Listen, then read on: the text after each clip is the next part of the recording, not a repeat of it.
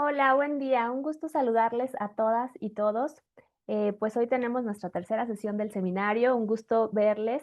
Un gusto saludar a Janet Carrillo particularmente y a nuestra colega Fernanda Lobo, quienes amablemente van a compartir sus investigaciones el día de hoy para nuestro programa. Y por supuesto saludar a Ricardo Ortega Soriano de la Ibero, que nos va a dar la presentación de nuestras colegas para comenzar nuestro seminario. No ¿Tienes tu micrófono apagado?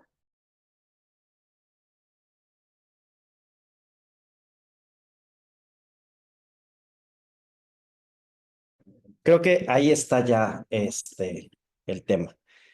No sé si estemos ya todas y todos, o porque están todavía algunas personas ingresando. Entonces, si damos un par de minutitos, Liliana, ¿te parece bien para arrancar?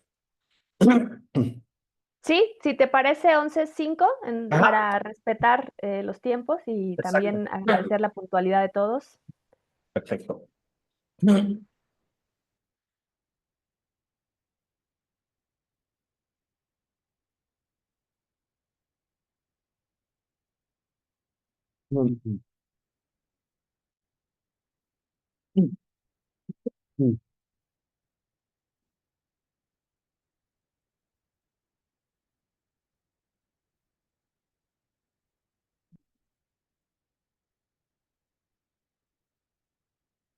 ¿Qué tal, Ricardo? Querido Gio, ¿cómo estás? Buenos días. Buenos días, gusto saludarles. Aquí andamos ya. Un gusto verte, Giovanni. Igualmente, Liliana, qué gustazo saludarte ya después de unas horas de dormir. Sí, nos imaginamos, pero bueno, qué gusto que estés aquí en nuestro seminario. Sí, con todo gusto, no me lo podía perder.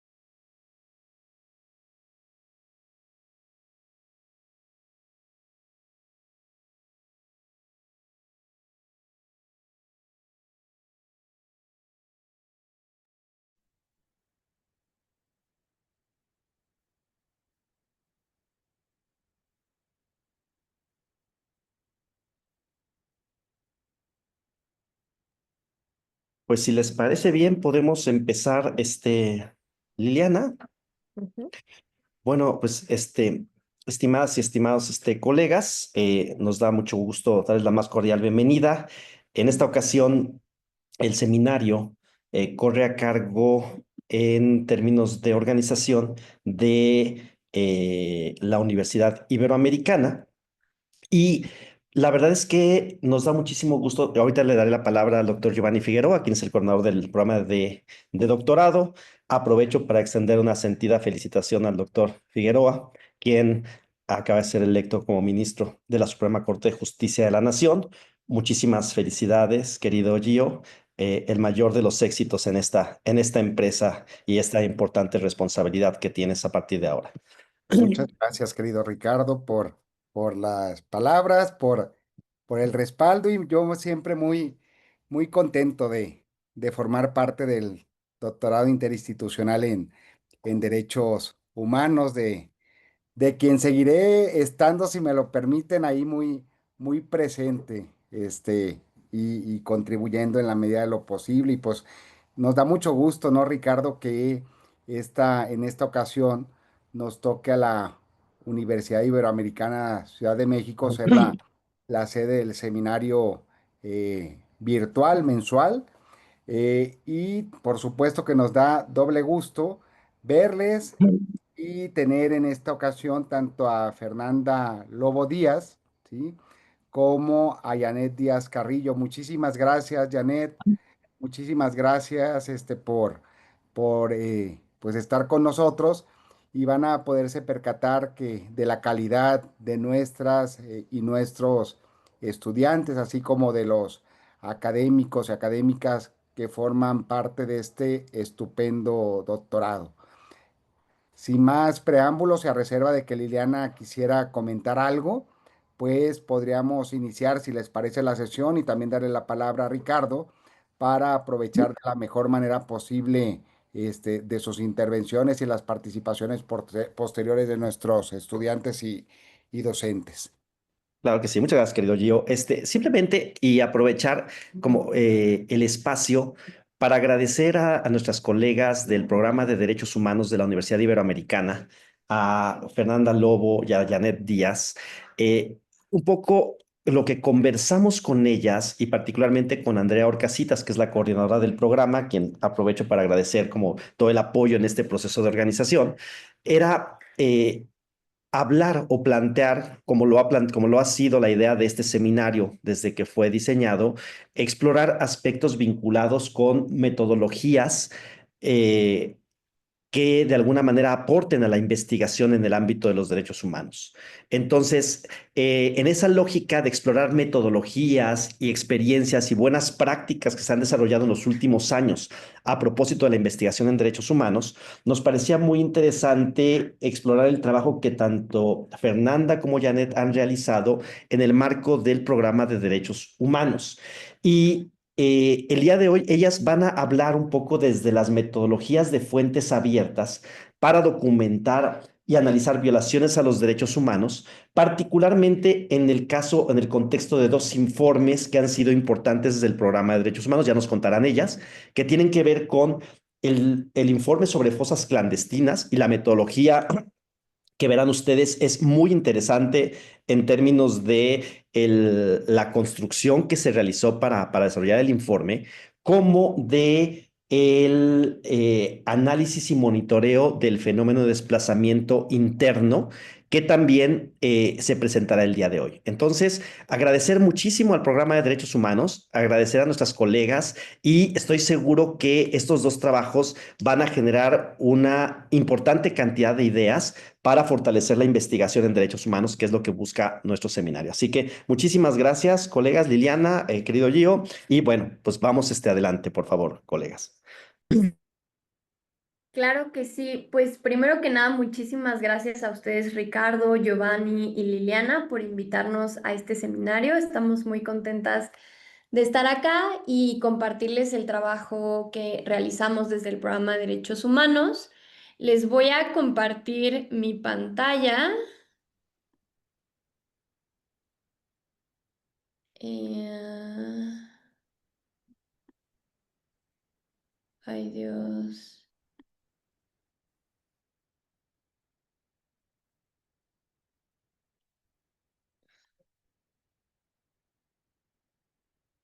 Mm,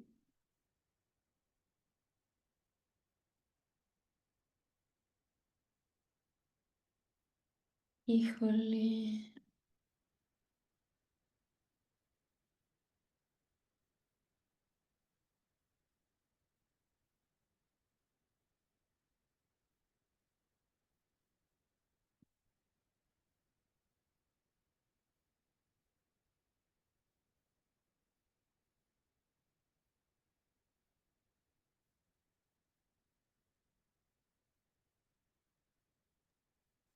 Ay, perdónenme, déjenme un segundito. Y si le pones presentación, a lo mejor sí se, ¿o no? Es que sí sé que hay una opción de presentar sin grabar, solo no la estoy encontrando. Lo que pasa es que grabar se refiere. Ah, ya, ya, creo que ya lo logré. Listo. Ay, perdónenme, pero bueno, ya lo logramos. Eh, Pues nosotras les vamos a presentar justamente las metodologías de fuentes abiertas que nosotras utilizamos para documentar y analizar violaciones graves a los derechos humanos. específicamente en el caso de hallazgos de fosas clandestinas y de desplazamiento interno forzado.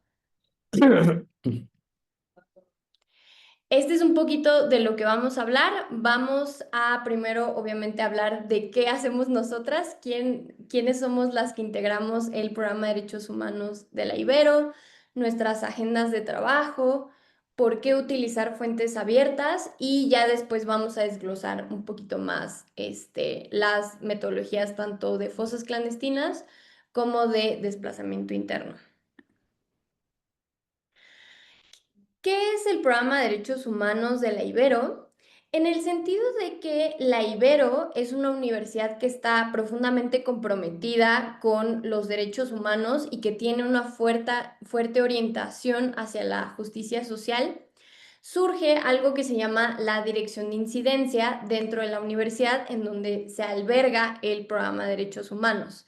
Y la apuesta de esta dirección es tener programas como de derechos humanos, pero también existe seguridad ciudadana, interculturalidad y asuntos indígenas y el programa de asuntos migratorios, que básicamente lo que buscamos hacer es realizar actividades que tengan como resultado una incidencia social en la sociedad, ya sea posicionando temas relacionados con derechos humanos, migración, etcétera, en la agenda pública.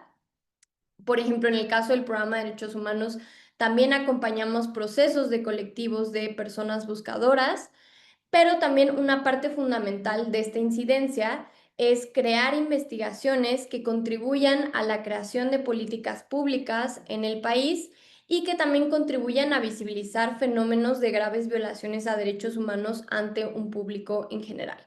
Y entonces es por eso que nosotras realizamos estos trabajos de investigación dentro de nuestras labores, o sea, como parte de nuestras labores dentro del programa de derechos humanos.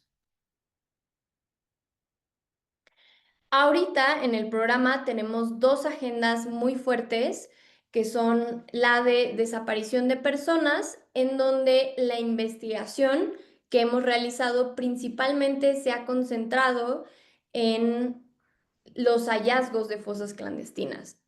Esto en primera instancia porque este es como el proyecto más antiguo del programa o de más larga data, ya que realmente este esfuerzo inició desde 2015, que ustedes piensen que en 2015 era una época en la que realmente no teníamos mucho conocimiento de este fenómeno y no había datos oficiales de donde nosotras pudiéramos tener una idea de qué estaba sucediendo con las fosas clandestinas, ¿no? Solo se veía que salían en periódicos, en medios de comunicación, notas de prensa, pero realmente no había un entendimiento completo de qué estaba pasando.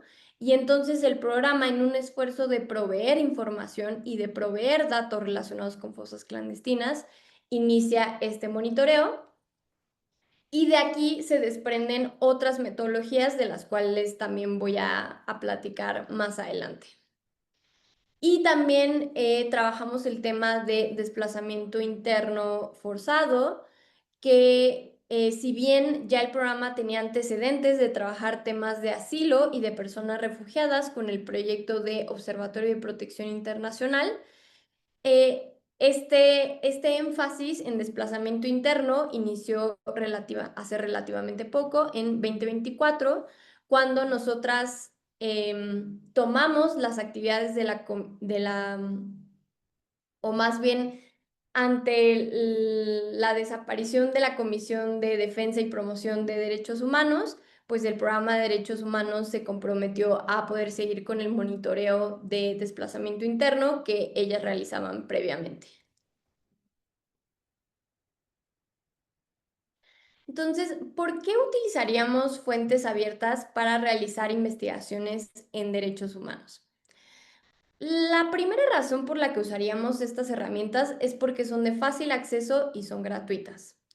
Las fuentes abiertas son toda la información que nosotras podemos encontrar a nuestra disposición sin que tengamos que pagar nada en Internet.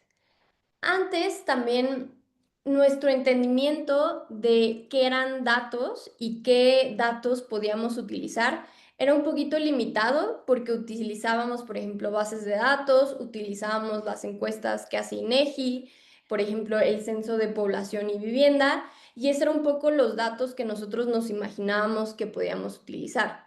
Sin embargo, justamente durante estas últimas décadas, la cantidad de datos y la variedad que tenemos a disposición nuestra es infinita y muchas, o sea, 1000 veces mayor de lo que teníamos anteriormente.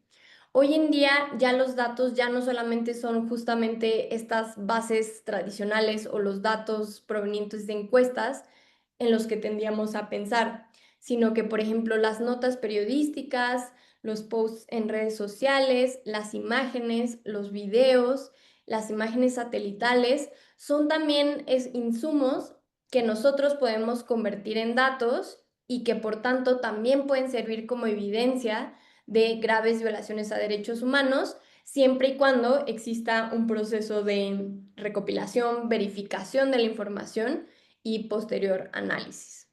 Y justamente esto a nosotros nos resuelve como investigadoras en derechos humanos, nos resuelve un problema que tenemos desde siempre, que es que realmente los datos que tenemos son muy escasos. Al contrario de que hoy en día hablamos mucho de términos como Big Data y o sea, de toda la cantidad de información que tenemos a disposición, la realidad, y como ustedes sabrán, y seguro han trabajado con datos muy escasos, es que hoy en derechos humanos, justamente por la misma naturaleza de las violaciones a derechos humanos, que son cosas que usualmente se buscan ocultar, tanto por parte de actores, distintos actores estatales, como también por parte de los mismos perpetradores que buscan ocultar la comisión del delito. Entonces, los datos que tenemos usualmente son muy pocos. Y lo bueno de las fuentes abiertas es que nos ayudan a tener como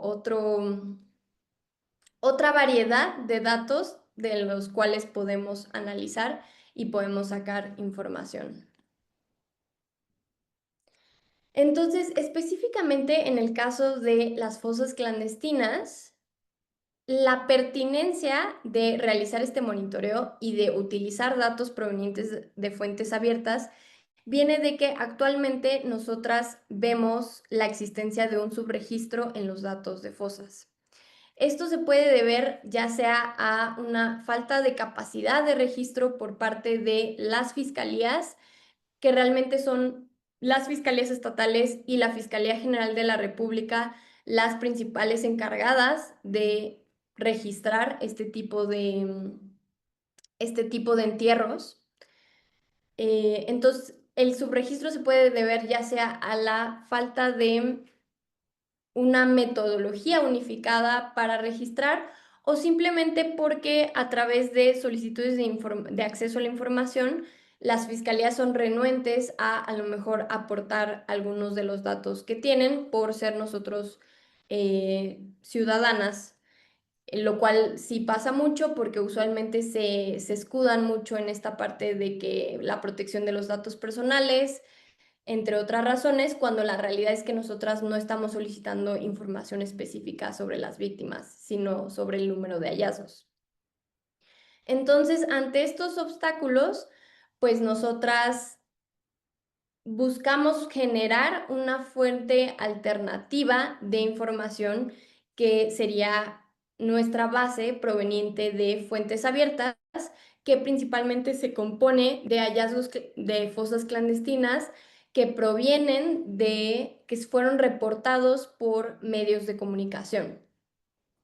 Entonces, realmente el objetivo de esta base no es decir que nosotras tenemos el universo completo de fosas clandestinas o que nosotras realmente sí tenemos el número exacto de fosas, sino que realmente lo que permite esta base complementaria es, uno, poder tener más información, y dos, por poder evaluar realmente qué tan buenos son los datos que tenemos disponibles por parte de Fiscalía, que actualmente estos son como, o sea, los datos que se puedan solicitar por medio de solicitudes de acceso a la información son realmente los únicos datos a los que podemos tener acceso, los datos oficiales a los que podemos tener acceso hoy en día, porque anteriormente la Comisión Nacional de Búsqueda había publicado un mapa de fosas que ya retiraron de su página web. Y entonces esa, que era como la principal fuente de información oficial que existía, ya no existe. Entonces justamente ahora esta información que proviene de fuentes de acceso a la información pública es lo mejor que podemos obtener por parte de datos oficiales.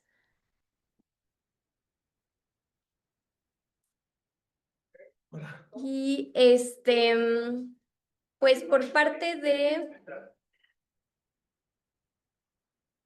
de cómo se compone nuestra metodología, primero viene la recopilación de los insumos que vamos a utilizar, que nosotras utilizamos principalmente notas periodísticas,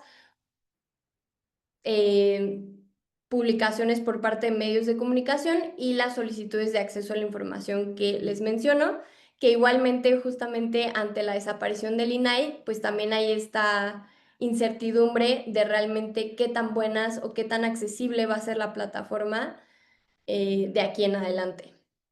También debemos de tener un proceso de verificación de la información, o sea, tener por lo menos 2 notas de prensa que confirmen el evento, y esto lo que hace es que nos permite utilizar cualquier medio de comunicación que nosotras encontremos, porque hay otras metodologías que más bien el método de verificación que utilizan es, por ejemplo, utilizar periódicos de alta circulación como Proceso, como Reforma, etcétera, pero más bien esto lo que a nosotras nos ocasionaría es perder muchos hallazgos en lo local y muchos hallazgos que a lo mejor no son lo suficientemente relevantes para que los mencione, por ejemplo, el periódico Reforma, pero sí se menciona en un periódico local. Entonces fue por eso que elegimos este método de verificación. Y posteriormente procedemos a la parte de sistematización. También, debido a que utilizamos estas fuentes abiertas y los medios de comunicación, estos tienen un problema, que es el hecho de que distintos medios de comunicación pueden reportar un número distinto de fosas y de hallazgos. Entonces, en una nota puede decir que se encontró una fosa y en otra puede decir que se encontraron 3. Entonces, un poquito para resolver este problema, lo que hacemos es registrar tanto el número bajo como el número alto de fosas clandestinas y también de cuerpos y de restos encontrados en las mismas. Para el análisis, lo que hacemos es utilizar el número bajo, pero mencionamos a cuánto puede ascender este número. Y esto lo hacemos también porque creemos que puede ser un poquito más dañino o puede causar más daño sobreestimar el fenómeno, o sea, puede subestimarlo. Entonces, más bien nos basamos un poquito por intentar ser responsables con la investigación que realizamos, intentamos basarnos en el número mínimo, pero siempre diciendo que este número puede ascender, puede ser más alto. Y también acá me parece importante mencionar que al final del día las dos metodologías tienen sesgos, o sea, las dos tienen prejuicios y las dos tienen esta falla de que no son perfectas. Las fiscalías, que realmente es quienes deben de registrar el universo completo, presentan subregistros, que de hecho, pues estos subregistros también los vemos justo al comparar los datos con los datos de notas de prensa, que ahorita les voy a enseñar un poquito más de cómo se ve eso. Pero a la vez los medios de comunicación no tienen la capacidad de registrar el universo completo de fosas, porque no es su labor y porque existen distintos factores que a lo mejor impiden a los periodistas realizar la labor de registrar estos eventos. O sea, una razón simplemente puede ser que a lo mejor en lugares en donde la violencia es muy fuerte y en donde realizar trabajo de campo es muy peligroso, puede que haya menos hallazgos. Uno, porque haya menos periodistas que reportan, pero otro puede ser también que hay pocos colectivos que tienen la posibilidad de buscar en campo.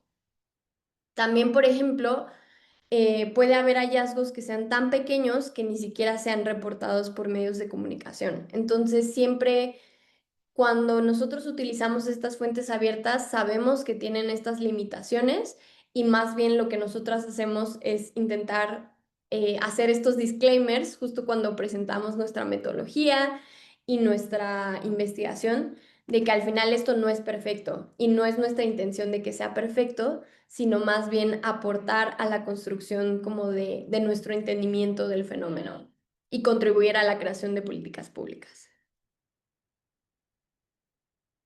Y justamente les pongo esta gráfica como ejemplo de la comparación que se hace con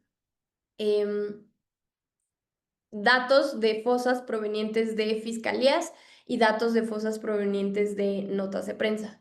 En total, según pues nuestra investigación y nuestra recopilación de datos oficiales, de enero de 2020 a diciembre de 2022 se reportaron 1.735 fosas clandestinas por parte de fiscalías, siendo Sonora, Baja California, Colima y Sinaloa quienes registran más datos provenientes de fiscalías, como se puede ver en la gráfica. Sin embargo, sí hay estados como Guanajuato, como Guerrero, como Morelos y como Jalisco, en los que las notas de prensa nos arrojan más datos sobre fosas que los mismos datos de fiscalía.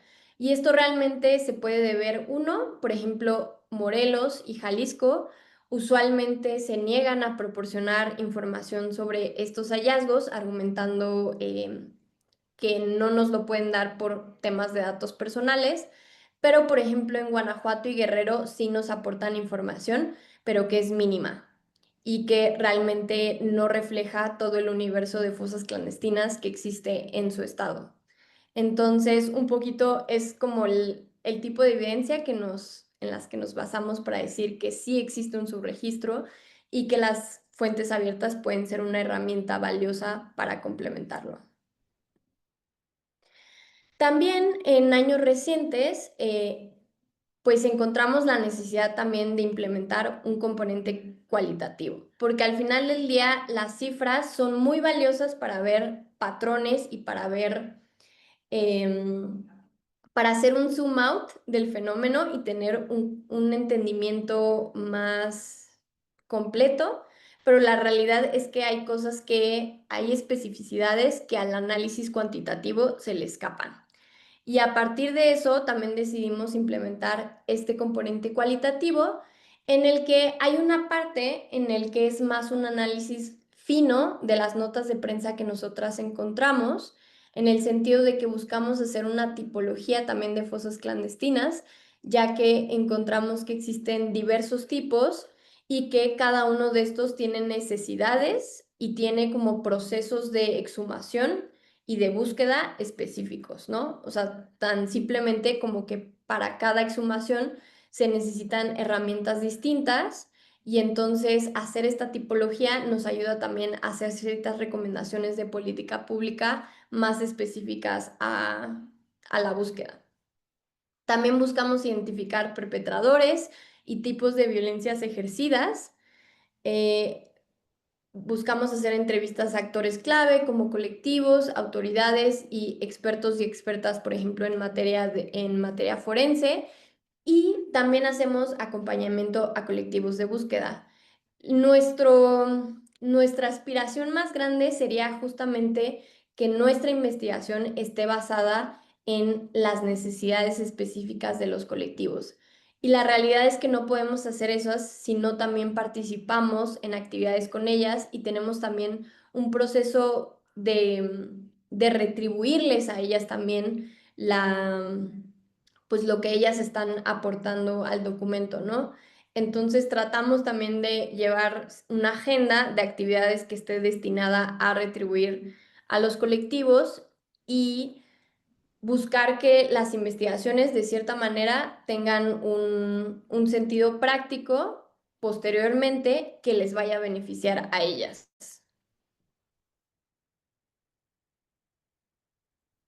Y justamente acá les pongo algunas imágenes también de distintos tipos de fosas que nosotras hemos detectado. La imagen anterior que les presenté es un poquito más como el imaginario de fosas clandestinas que solemos tener, pero la realidad es que también existen distintas maneras de enterrar y de ocultar estos cuerpos. Una son los pozos, que es la imagen de la izquierda, y otra, por ejemplo, también últimamente han surgido más entierros clandestinos en zonas urbanas y usualmente estos entierros se encuentran en domicilios privados. Entonces también es como un patrón que nosotras hemos detectado. Y una parte que también nos preocupa y que también surgió gracias al análisis cualitativo es el hallazgo de fosas clandestinas en zonas sumamente públicas, ¿no? O sea, una es un CETIS en una escuela, en un jardín de niños y en un salón de fiestas, que es la imagen de la derecha abajo. Y esto lo que nos muestra es que justamente, ¿no? En el sentido tradicional, las fosas sirven para ocultar. Pero también, ¿qué pasa cuando ya no necesariamente se busca ocultar el hecho de que existan estos entierros, ¿no? Porque ya estos entierros en zonas sumamente públicas tienen una lógica distinta. O sea, ya tienen una lógica de generar terror en la gente que convive ahí y en disruptir y romper totalmente el tejido social de la población. Y entonces eso es algo que no habíamos visto con el análisis cuantitativo, solo salió cuando ya empezamos a analizarlo de manera cualitativa. Asimismo, también hemos buscado implementar otras metodologías que nos ayuden también a mejorar nuestro entendimiento de los patrones de fosas y una de ellas es el análisis geoespacial, que nos ayuda justamente a detectar estos patrones espaciales y a ver si existe una correlación con otro tipo de datos geoespaciales, por ejemplo, índices de marginación de la población. O, por ejemplo, si existen megaproyectos en la zona en donde están apareciendo las fosas clandestinas. O, por ejemplo, si las fosas clandestinas en algún estado están relacionados con actividades, por ejemplo, de huachicoleo. Entonces, esto nos ayuda a la creación de políticas públicas, una, porque nos ayuda a diseñar intervención o acciones de búsqueda de personas, porque, pues en el sentido de que identificamos espacios en donde están surgiendo una gran cantidad de estos hallazgos, pues entonces esto nos ayuda también a focalizar esfuerzos de búsqueda en esas zonas. Y la otra también es que nos puede ayudar mucho en temas de prevención de las desapariciones al poder identificar puntos rojos en donde las personas tienen una mayor probabilidad de desaparecer o zonas en donde se están reportando que mucha gente está desapareciendo. Entonces, ahí vale la pena implementar intervenciones focalizadas que contribuyan a la prevención de estos hechos. Y al final también los mapas y la cartografía también son un instrumento de justicia y de memoria, ¿no? De decir, aquí sucedió esto y este lugar ha sido particularmente afectado, entonces vale la pena que lo tengamos en cuenta.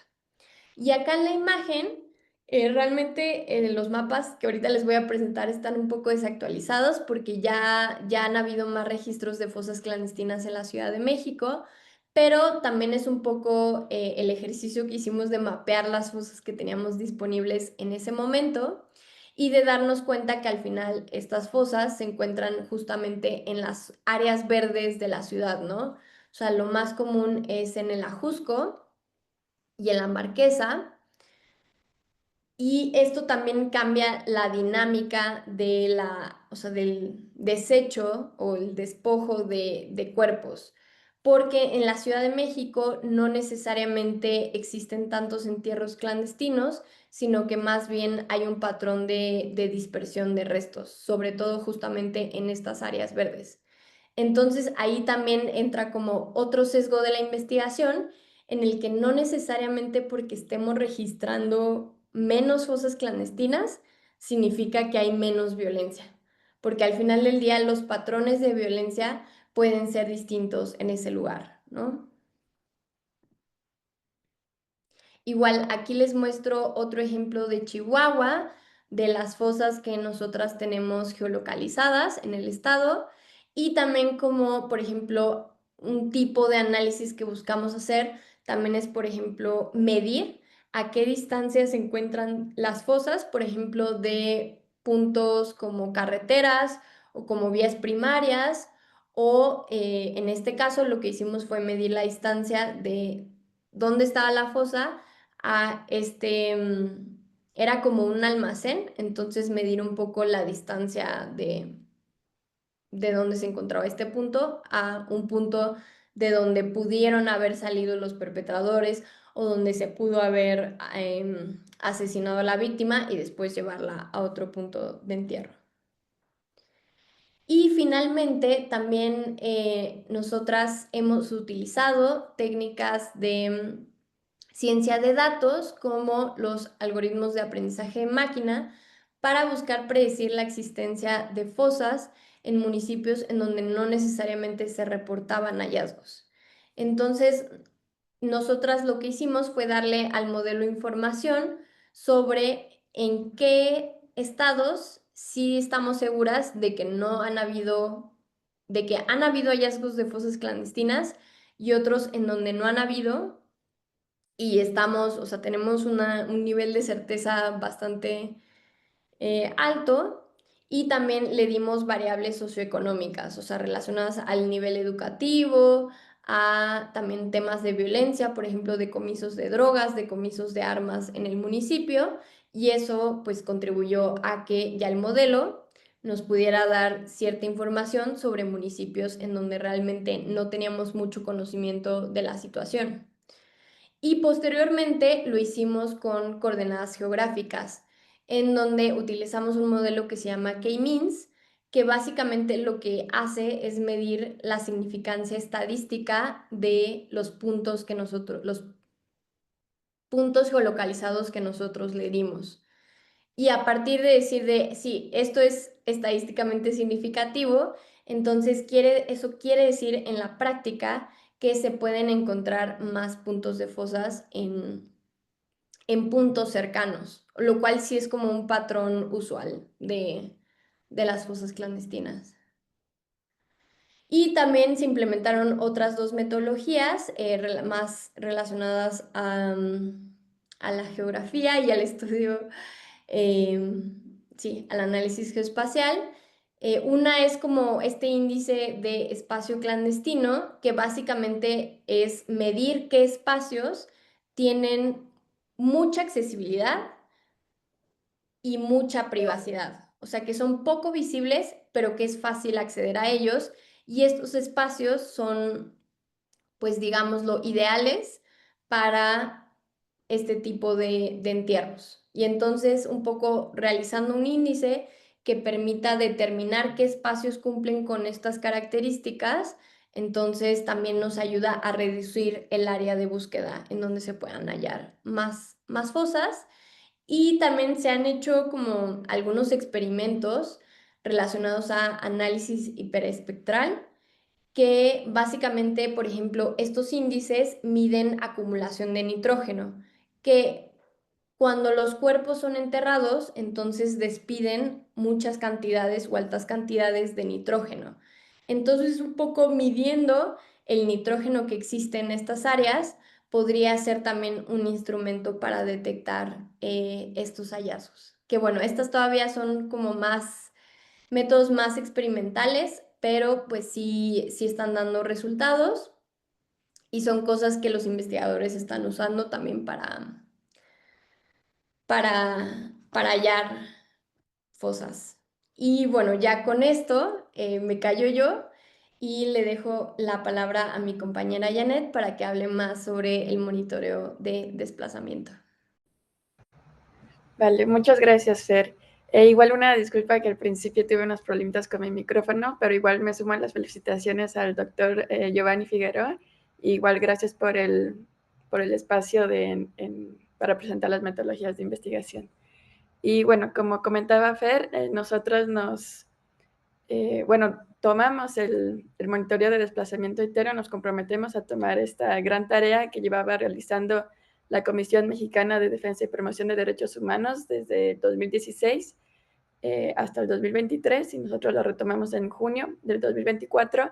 Entonces, pues con el objetivo justo de pues informar sobre lo que está ocurriendo en México en referente al tema de desplazamiento interno y visibilizar el fenómeno, ¿no? Justo buscando una respuesta integral para las personas en situación de desplazamiento interno y la injerencia en políticas públicas y pues en largo plazo, o esperemos más corto plazo que largo, una ley federal en temas de desplazamiento interno, ¿no?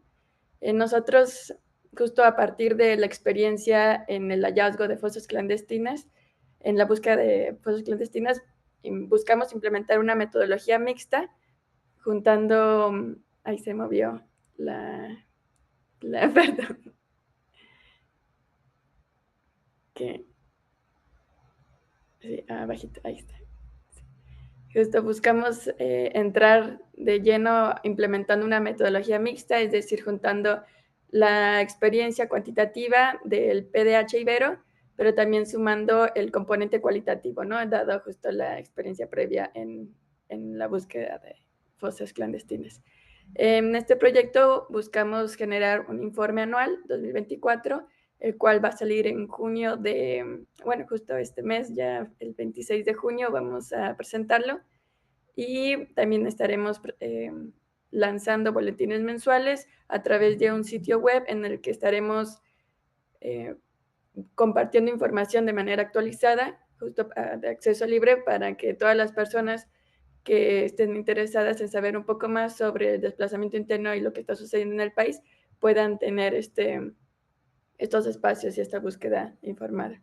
Nosotros, una diferencia fundamental del monitoreo de desplazamiento interno del PDH Ibero al que llevaba la Comisión Mexicana de Defensa y Promoción de Derechos Humanos, ya para acortarlo le diré la COMI, es el registro de eventos de desplazamiento interno masivos y no masivos. Es decir, la COMI anteriormente llevaba un registro a partir de 20 personas desplazadas. Es decir, si en las fuentes abiertas se mencionaba que 20 familias salían o mínimo 20 personas, se registraba. En caso de que fuera un número mayor, no se registraba. Nosotras pues decidimos incluirlo justo ya que vimos algunos eventos en donde sí se mencionaba 5 personas, 3 personas, pero a partir de una verificación de estas fuentes decidimos incluir estos eventos para pues visibilizar lo más posible, ya que, bueno, siguiente, por favor, Fer. Ya que justo una de las limitaciones que igual veremos más adelante, pues es la dificultad de los desplazamientos múltiples o gota a gota, ¿no? Entonces justo pues decidimos contar estos desplazamientos no masivos en el monitoreo. Igual considero importante mencionar que pues este es un monitoreo que no parte de cero, sino que nos buscamos sumar a las metodologías que llevaba desarrollando la COMI desde hace muchos años, y que igual también es un ejercicio que han desarrollado de manera local. Principalmente menciono el trabajo que ha realizado el Centro de Derechos Humanos Fray Bartolomé de las Casas en Chiapas, el Observatorio de Apatzingán en Michoacán y la Universidad Autónoma de Guerrero en Guerrero.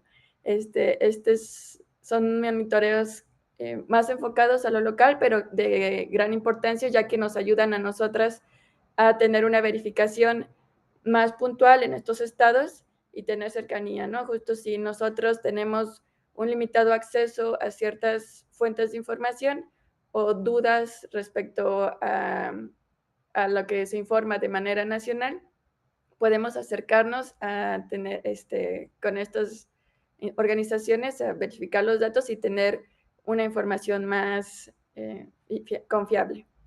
Igual menciono el trabajo que realiza el Observatorio de Monitoreo de Desplazamiento Interno, que es un observatorio que monitorea a nivel global y con el que colaboramos justo para visibilizar el fenómeno a gran escala, ¿no? Este es el IDMC, y justo apenas lanzaron un informe en mayo, el 13 de mayo, el cual les recomiendo también analizar. Siguiente, Fer, muchas gracias. Y bueno, en cuanto a los retos y limitantes del monitoreo, recalco que, como mencionaba Fer, pues en las fuentes abiertas siempre hay sesgos y siempre puede haber el riesgo de pues poca información también, pero también recalco que hay poca información también en los medios porque hay riesgos, los mismos riesgos que enfrentan las personas en situación de desplazamiento, defensores y defensoras de derechos humanos y los medios de comunicación, ¿no? Al denunciar o acercarse a algún medio o alguna autoridad por medio a represalias. Entonces, este es un reto y limitante fundamental del monitoreo que pues justo buscamos también atacar o fundamentar.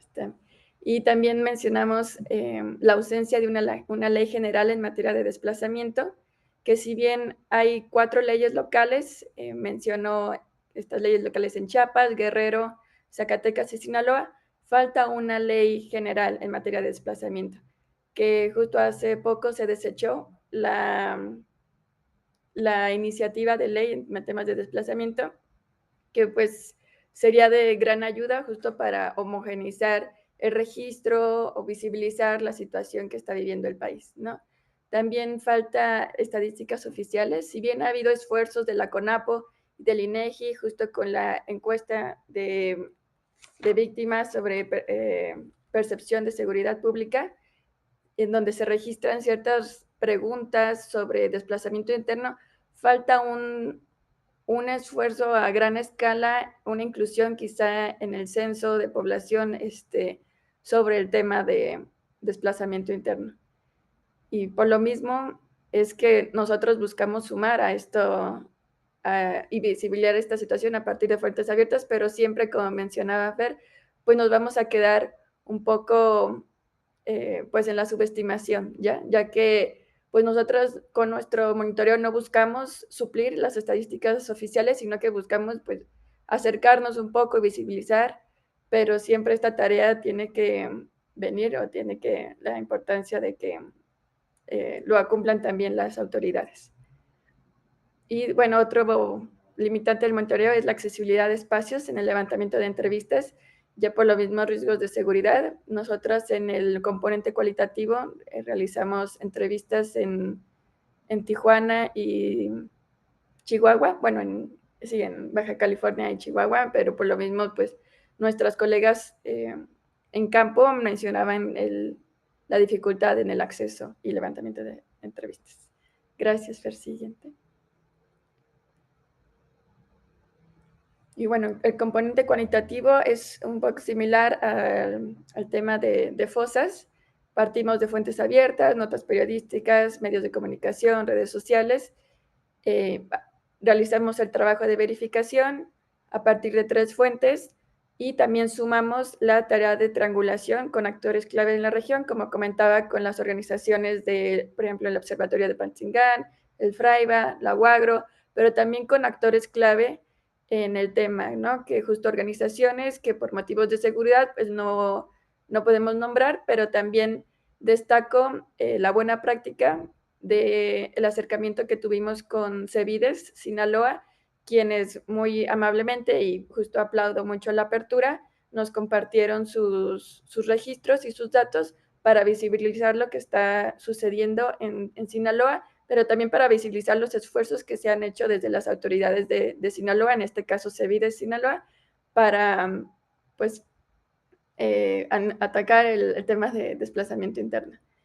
Después realizamos un registro en la base de datos en el que partimos de una sistematización, una categorización, en donde nosotros en el PDH Ibero tenemos 4 causas generales de motivos de desplazamiento.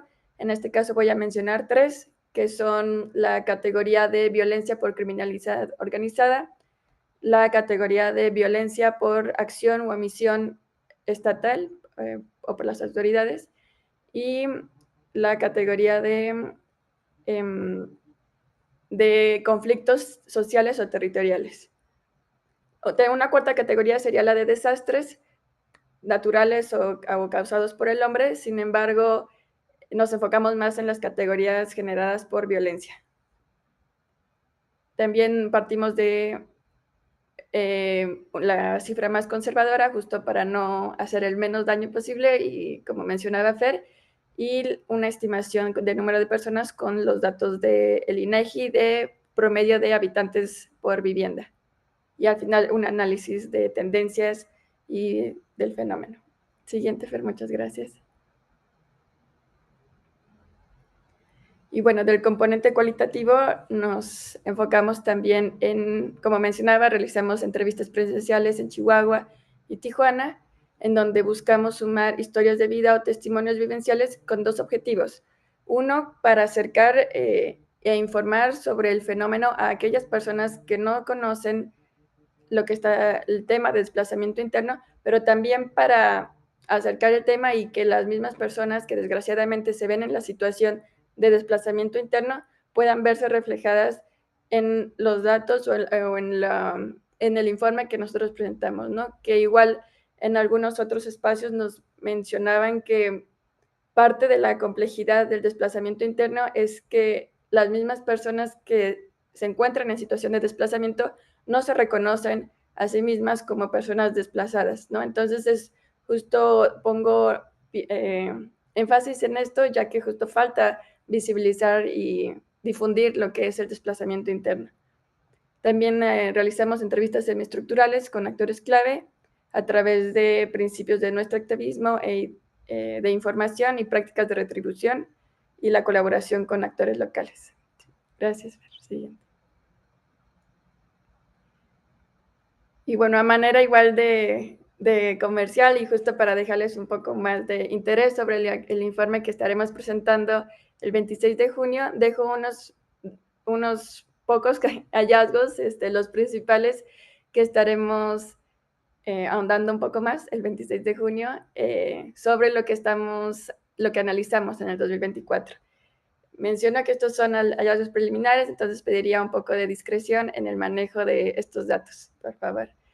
Y bueno, nosotros encontramos que se presentaron 72 eventos de desplazamiento en 2024, con un total de 28.900 personas en situación de desplazamiento, recalcando que esto puede llegar a ser una subestimación, en donde los principales estados afectados fueron Chiapas, Sinaloa, Michoacán, Chihuahua y Guerrero. Como se puede ver en el mapa, Chiapas presenta un gran porcentaje de las 28.900 personas en situación de desplazamiento.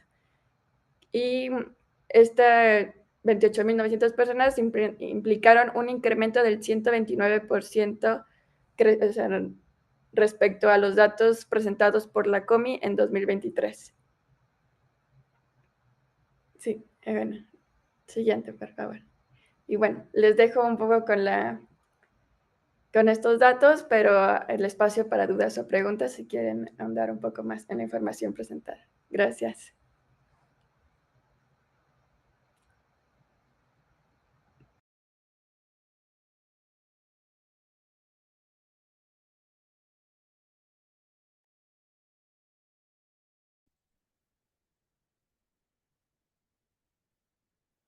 Ay, ¿nos ayudarían a dejar de compartir la pantalla? Muchas gracias, colegas. Ah, perfecto, para poder ver a todas las personas aquí. Pues les agradecemos mucho compartir sus investigaciones con nuestra comunidad del posgrado. Ahora, como es costumbre en nuestro seminario, pues tendremos un espacio para algunas preguntas y entablar el diálogo. Como saben, siempre por favor les pedimos que pongan su manita o si no pueden interactuar con los iconos, pues que alcen su mano para que yo pueda darles la palabra. Ahora tengo a Gabriel Soto para intervenir. Adelante, por favor. Hola, colegas, ¿qué tal? Muchas gracias por esta invitación, por este estudio. Muchas felicidades, Fernanda. Muchas felicidades, Janet, también por este importante trabajo. Yo alguna vez tuve el privilegio de trabajar con la Comisión Mexicana y pues estos avances de este programa y me da muchísimo gusto que lo estén haciendo pues de una manera tan clara y una metodología tan profesional. Yo lo que quería comentar es que pues muchas gracias. A mí la verdad es que me sirve muchísimo su estudio y más cómo lo presentaron. O sea, la metodología en cómo la presentan y cómo nos explican cómo construyeron y cómo ven estas fuentes, ¿no? Que ustedes están viendo. Me sirve muchísimo porque yo justamente estoy haciendo una investigación sobre asesinatos a periodistas, ¿no? Y muchas de mis fuentes, pues son medios de comunicación. Y aparte, pues bueno, yo soy abogado de formación, pero mi maestría es en periodismo político. Y justamente yo, mucho de lo que me quería acercar con estas fuentes que ustedes también están tomando, no solo es al análisis, ¿no? de las fuentes o de cómo las estás tomando, sino que también esas mismas fuentes tienen una narrativa e intereses, ¿no? Digo, ahorita que estamos viviendo lo de Giovanni, que me da muchísimo gusto que lo hayan votado las personas, ¿no? Como futuro ministro. También vimos una narrativa de los medios en este fenómeno, ¿no? De la elección. No me voy a clavar en decir qué vi, ¿no? Pero hay una narrativa mediática de intereses y los medios también corresponden a dueños de gente que tiene problemas en el Poder Judicial. Lo voy a decir brevemente, pero TV Azteca, ¿no? Digo, ahí hay un claro conflicto de intereses de cómo se cubre a quien está siendo afectado, a quien aparte estamos resolviendo problemas y cómo se cubrió. Y entonces a mí se me hace muy interesante, ¿no? Cómo ustedes explican estos medios que ustedes están tomando, porque muchas veces académicamente se desvirtúa cuando en violaciones a derechos humanos, que es el doctorado, es lo que tenemos a veces a la mano, y muchas veces la fuente de la autoridad es parte de esta narrativa, ¿no? Entonces, yo creo que estas fuentes deben de ser mucho más importantes. Digo, yo tengo muchísimas en mi tesis y me ha costado a veces venderlas como una fuente importante con mis propios tutores. ¿No? Digo, y está Guevara, que es parte de la gente que también estuvo en ese programa que ustedes ahora están abanderando, pero a mí me ha costado mucho porque me dicen, pues no es tanto academia. Y yo les digo, es que el análisis que estoy haciendo sí es académico. O sea, comprobar la violación y más que yo me quiero ir sobre la metodología de que los crímenes que estoy probando son sistemáticos, también he descubierto que muchos teóricos que yo ahora estoy estudiando usan las palabras como crimen de guerra o sistematicidad sin un debido criterio académico. Simplemente lo anuncian como si guerra no fuera una terminología de los protocolos de Ginebra, bla, bla, bla, ¿no? Entonces, me da mucha risa porque justamente creo que nosotros como documentadores de violaciones a derechos humanos y más a un nivel que estamos haciendo de doctorado, es muy interesante cómo ustedes, más bien por medio de la metodología, por cómo la explicaron, la verdad, creo que logran como que enarbolar el verdadero esfuerzo y la importancia del trabajo y lo que creo que porque este doctorado es distinto, ¿no? Que si bien tal vez no queremos que lo enarbolen los abogados, simplemente sí tiene que tomar metodología sobre violaciones, debido proceso, garantismo, y no se puede perder eso de vista, ¿no? La verdad es que felicidades, muy padre trabajo. Y yo lo último que quería comentar es si el informe, bueno, igual creo que deberían de poner la liga ustedes aquí para que lo podamos ver y también citar su metodología. Yo eso es lo que les quería decir. A mí citar su metodología, cómo la están construyendo, creo que yo lo voy a poner y se los voy a copiar así como parte de mi metodología, ¿no? O sea, porque sí creo que vamos a utilizar una similar, algunas cosas se las voy no copiar porque lo estaba haciendo, pero no lo había entendido como ustedes lo explicaron. Entonces, muchas gracias, ¿no?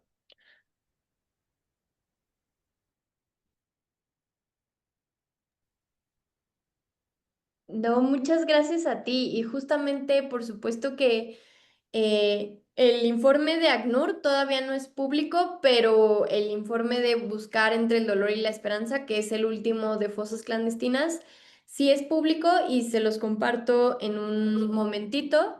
Y bueno, ya nada más mencionar que justamente es un poquito cómo organizamos la metodología y cómo también implementamos estos mecanismos de verificación mediante el cual también buscamos darle como este rigor a la investigación. Pero muchas gracias por tu participación, Gabriel, y te mando el link al informe. Sí, y en cuanto esté listo el informe de desplazamiento interno, que los compartimos también.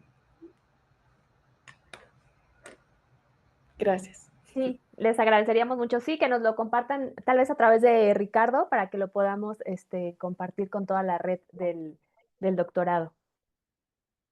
Bien, ¿Tendrán más preguntas? Voy a revisar acá el chat.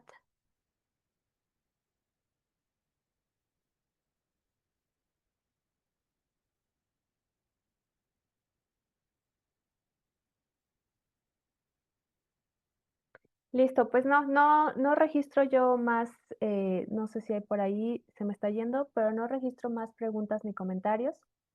En ese sentido, pues no queda más que agradecerle a nuestras colegas Fernanda y Janet por compartir sus investigaciones con nuestra comunidad del posgrado y pues estaremos atentos a que nos compartan esas ligas para poder revisar los informes.